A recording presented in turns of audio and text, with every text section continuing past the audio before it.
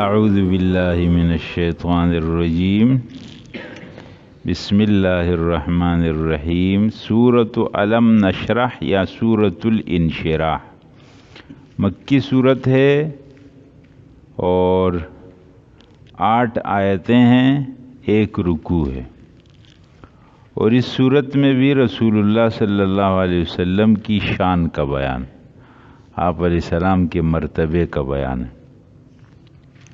علم نشرح لک صدرک، کیا ہم نے نہیں کھول دیا آپ کے لیے آپ کا سینہ؟ آپ کا سینہ ہم نے کھول دیا 2 طرح، ایک تو شق صدر ہوا، آپ علیہ السلام کا سینہ بچپن میں چاک کیا گیا اور اس کو دھویا گیا زمزم کے پانی سے، اس وقت بھی جب آپ بچے تھے اور اس وقت بھی جب آپ کو معراج کے لیے لے جایا گیا۔ سینہ کھولنے کا ایک معنی یہ، سینہ کھولنے کا دوسرا معنی یہ ہے کہ جو بات انسان کو بتائی جا رہی ہے انسان کو وہ پوری طرح سمجھ میں آ جائے اور انسان اس سے مکمل یقین اور اطمینان کی کیفیت پیدا ہو جائے، اس کو کہتے ہیں شرح صدر۔ سمجھ گئے نا؟ کبھی کوئی کام انسان کرتا ہے لیکن اس سے پوری طرح مطمئن نہیں ہوتا ہے، اور کبھی کسی کام میں انسان بالکل مطمئن، یقین، دن بدن اس کا حوصلہ بڑھتا جاتا ہے، اس کا سینہ کھلتا جاتا ہے، وہ خود بھی پوری طرح اوروں کو بھی بہت اچھا مطمئن، اس کو کہتے ہیں شرح صدر۔ سمجھ گئے نا؟ قرآن کریم میں دوسری جگہ ہے افمن شرح اللہ صدرہ للاسلام فہو علی نور من ربہ، اللہ جس کا سینہ اسلام کے لیے کھول دے وہ اپنے رب کی طرف سے ایک نور پر ہوتا ہے۔ فمن یرید اللہ ان یہدیہ یشرح صدرہ للاسلام، اللہ جس کو ہدایت دیتے ہیں اس کا سینہ اسلام کے لیے کھول دیتے، پھر اسلام کی ایک ایک بات اس کو ٹھیک سمجھ میں آتی ہے کہ ہاں یہی ٹھیک ہے، شرح صدر ہے۔ اللہ جل جلالہ نے رسول اللہ صلی اللہ علیہ وسلم کو شرح صدر نصیب کیا۔ حضرت موسیٰ علیہ السلام کو جب اللہ تعالیٰ نے فرعون کی طرف بھیجا ہے کہ جاؤ، تو انہوں نے ایک دعا کی ہے، رب اشرح لی صدری، اللہ میرا سینہ کھول دے، جو بات کروں میں بالکل اطمینان کے ساتھ میرا دل ٹھنڈا ہو اس کے اوپر کہ یہ ٹھیک ہے، اس کو شرح صدر کا۔ حضرات بہت بڑی دولت ہے، اللہ نصیب کرے سب کو، اور اللہ سے جن چیزوں کو مانگنا چاہیے ان میں ایک چیز شرح صدر بھی، سمجھ گئے نا؟ اے اللہ میرا سینہ اسلام کے لیے کھول دے۔ رسول اللہ صلی اللہ علیہ وسلم کو اللہ فرماتے ہیں علم نشرح لک صدرک، کیا ہم نے آپ کا سینہ کھول نہیں دیا؟ ووضعنا عنک وزرک، اور ہم نے آپ سے ہٹا دیا آپ کا بوجھ۔ 2 قسم کا بوجھ ہے حضرات، الذی انقض ظہرک، جس نے آپ کی کمر توڑ دی تھی، کمر توڑ مانا بہت سخت بوجھ تھا۔ یہ بوجھ کس چیز کا تھا؟ توجہ سے حضرات، ایک تو یہ بوجھ تھا جو وحی آتی تھی رسول اللہ صلی اللہ علیہ وسلم پر۔ آپ کو معلوم ہے حضرات، قرآن اللہ کا کلام ہے، اور اللہ کا کلام اللہ کی صفت ہے، اور اللہ کی صفت کی تجلی کہیں پر پڑ جائے تو جب اس نور کی تجلی پڑی تھی کوہ طور پر تو حضرت موسیٰ علیہ السلام تو بے ہوش ہو گئے تھے، اور وہ پہاڑ کے تو پرخچے اڑ گئے تھے، ٹکڑے ٹکڑے ہو۔ وہی اللہ کی صفت کی تجلی رسول اللہ صلی اللہ علیہ وسلم کے قلب اطہر پر پڑ رہی تھی۔ کتنا مشکل ہے اس کو برداشت کر،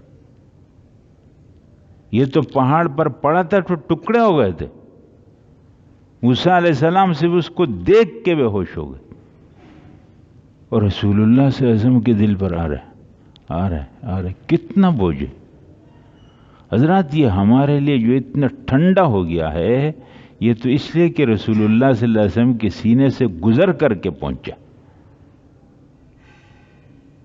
ورنہ آپ دیکھو سورج کی روشنی کتنی سخت گرم ہے، انسان دیکھ بھی نہیں سکتا ہے۔ سورج ہو آپ دیکھو تو آنکھیں آٹومیٹک بند ہو جائیں گی، آدمی سورج کی گرمی میں نہیں بن سکتا، لیکن یہی سورج کی روشنی کو جب چاند نے کھینچا ہے اور اب پھینکا ہے تو کتنی مزیدار روشنی اور کتنی مزیدار اس کی جو وہ ہے ٹھنڈی ٹھنڈی۔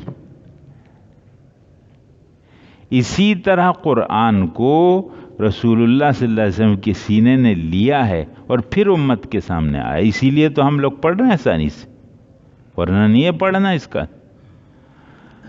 قرآن میں دوسری جگہ ہے لو انزلنا هذا القرآن على جبل، اگر ہم اس قرآن کو کسی پہاڑ کے اوپر اتار دیتے نا، آپ دیکھتے کہ وہ جھک جاتا، بالکل جیسے پلاسٹک نہیں جھک جاتا ہے، پہاڑ پورا جھک جاتا اور اس کے ٹکڑے ٹکڑے ہو جاتے۔ رسول اللہ صلی اللہ علیہ وسلم کے قلب اطہر پر یہ قرآن اتر رہا تھا، کتنا بڑا بوجھ تھا۔ اللہ فرماتے ہم نے آپ کا وہ بوجھ آپ سے ہلکا کر دیا، سمجھ گئے؟ ہاں، دوسرا بوجھ، حضرات رسول اللہ صلی اللہ علیہ وسلم اس قرآن کو لوگوں کے سامنے بیان کرتے تھے، لوگ آپ کی کیسے کیسے مخالفتیں، دھمکیاں، آپ کے خلاف پروپیگنڈے، الزامات، وہ کون سا الزام ہے جو رسول اللہ صلی اللہ علیہ وسلم پر نہیں پڑا؟ اور کس آدمی کو اگر دنیا میں کوئی گالی دی جا سکتی ہے تو کون سی گالی ہے جو رسول اللہ صلی اللہ علیہ وسلم کو نہیں پڑی؟ اور تکلیف کی وہ کون سی قسم ہے جو رسول اللہ صلی اللہ علیہ وسلم کو نہیں پہنچائی گئی؟ کبھی یہ خطرہ، کبھی وہ خطرہ، کبھی ادھر سے خطرہ، کبھی ادھر سے، کبھی اندر سے، کبھی باہر سے۔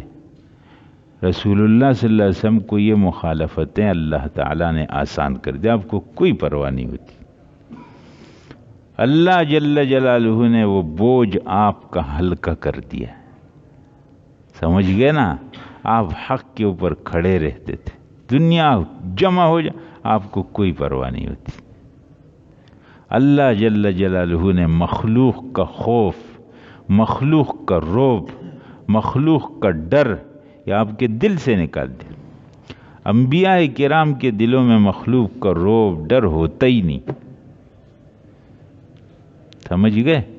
وَوَضَعْنَا عَنْكَ وِزْرَكَ، ہم نے ہٹا دیا آپ سے آپ کا بوجھ، الَّذِي أَنْقَضَ ظَهْرَكَ، جس نے توڑ دی تھی یا جھکا دی تھی آپ کی کمر۔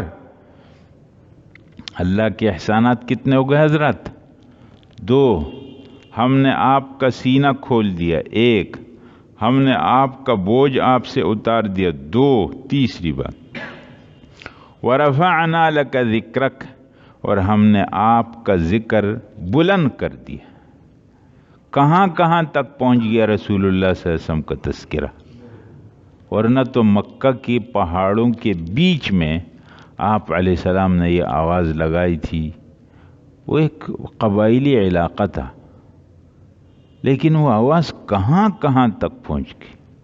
اللہ جل جلالہ نے رسول اللہ صلی اللہ علیہ وسلم کی شان کو کیسا بلند کیا؟ اللہ کے نام کے ساتھ رسول اللہ صلی اللہ علیہ وسلم کا نام آ گیا، لا الہ الا اللہ محمد الرسول اللہ، اشہد ان لا الہ الا اللہ و اشہد ان محمدًا عبدہ ورسولہ۔ مؤذن اذان دے گا اشہد ان لا الہ الا اللہ، کہے گا اشہد ان محمد الرسول اللہ۔ اقامت میں کہے گا اشہد ان لا الہ الا اللہ، کہے اشہد ان محمد الرسول اللہ۔ تذکرہ اللہ کا، تذکرہ رسول اللہ کا، اللہ نے شان کو کیسے بلند کر دی، سب کی زبان پر آ گئی۔ وَرَفَعْنَا لَكَ ذِكْرَكَ، تمام انبیاء کا امام آپ کو بناتے، معراج کے موقع پر تمام انبیاء کو جمع کیا، رسول اللہ صلی اللہ علیہ وسلم نے ان کی امامت کرائی، سمجھ گئے نا؟ اللہ نے شان بلند۔ وَرَفَعْنَا لَكَ ذِكْرَكَ، ہم نے آپ کا ذکر بلند کر دیا۔ اب آگے فَإِنَّ مَعَ الْعُسْرِ يُسْرًا، مشکل کے ساتھ آسانی ہے، بے شک مشکل کے ساتھ آسانی۔ سمجھ گئے نا؟ یہاں پر دیکھو حضرات ایک بات ہے، العسر اس کے اوپر الف لام ہے یا نہیں؟ العسر، العسر دونوں جگہوں میں جو عسر آیا ہے وہ کس طرح آیا ہے؟ الف لام. اور یسرن، یسرن تنوین کے ساتھ ہے. عربی زبان کے قانون ہے کہ جس کلمے پر الف لام ہوگا کہیں گے معرفہ ہے، معرفہ معلوم متعین، اور جس کے اوپر یہ نہیں ہوتا اس کو نکیرہ کہتے ہیں، یعنی غیر معلوم. سمجھ میں آ گیا؟ اب یہاں پر آپ دیکھو العسر دونوں مرتبہ معرفہ آیا نا، معلوم آیا، تو اس سے ایک مراد ہوگا، لہذا مشکل ایک ہوگی اور یسر دو ہوں گے. ہر مشکل کے ساتھ کتنی آسانی؟ دو آسانی اس آیت سے. اب یہ عربی کا گرامر ہے جو آپ کی سمجھ میں پوری طرح نہیں آ رہا ہے، اس وجہ سے کہ آپ اس کو جانتے نہیں. خاص ہوتا ہے، خاص جو ہوتا ہے نا اس کو کہتے ہیں معرفہ. ہاں یہ سمجھے، بالکل آسان تعبیر یہ ہے. ویسے جو گرامر کے اصول میں جو اب انگریزی گرامر آپ لوگوں کو معلوم ہے، ایک پراپر ناؤن ہے اور ایک کامن ناؤن ہے. تو یہ العسر جو ہے یہ معرفہ ہے، پراپر ناؤن خاص والا، اور یہ جو یسرن ہے یہ نکرہ ہے. سمجھ گئے نا؟ تو جو خاص والا ہوگا اس کے اندر جب دو مرتبہ خاص ہے اس سے ایک ہی مراد ہوگا، اور جو عام والا ہوگا وہ جب دو مرتبہ آئے گا تو ہر مرتبہ الگ ہوگا. بہرحال آپ کی سمجھ میں آتا ہے تو بہت اچھا، نہیں آتا ہے تو کوئی پریشانی نہیں. میں آپ کو بغیر اس گرامر کے بتاتا ہوں. حضرات بات یہ ہے کہ ہر مشکل کے ساتھ دو آسانیاں، ہر مشکل کے ساتھ. حدیث میں ہے لن یغلب عسر یسرین، کبھی کوئی مشکل دو آسانیوں پر غالب نہیں آ سکتا ہے. اگر کسی آدمی کے اوپر کوئی مشکل آ جائے تو اس کو یاد رکھنا چاہیے کہ اب دو آسانیاں اس کے انتظار میں کھڑی. کبھی کسی مشکل سے پریشان نہ ہو، اس لیے کہ مشکل سے گزر کر تم آسانی تک پہنچو گے. جس آدمی پر مشکل نہیں آئی تو وہ آسانی کا انتظار کیسے کرتا؟ اس لیے مشکل یا آسانیوں کا دروازہ ہے. جب تمہیں آسانی چاہیے تو اس دروازے سے تو گزرنا پڑے گا نا. تو اگر تم پر مشکل آ گئی ہے تو سمجھ جاؤ کہ تم آسانی کے دروازے پر کھڑے ہو، اور ان قریب دو آسانیاں تمہارا استقبال کریں گی. مایوس نہیں ہونا. جتنی تمہاری مشکل بڑھتی جاؤ تو سمجھ جاؤ کہ وہ سب صبح ہونا قریب قریب پہنچ چکا ہے. اس لیے کہ دنیا اللہ نے محدود پیدا کی. یہاں کی ہر مشکل اور یہاں کی ہر آسانی ایک حد کے اندر ہے. جتنی بڑھے گی اس کا معنی ختم ہونے جا رہی. سمجھ گئے؟ ہاں، ہر مشکل کے ساتھ آسانی، ہر مشکل کے ساتھ آسانی. لہذا ایک مشکل کے ساتھ کتنی آسانیاں؟ دو آسانی. یہ بات ختم ہو گئی.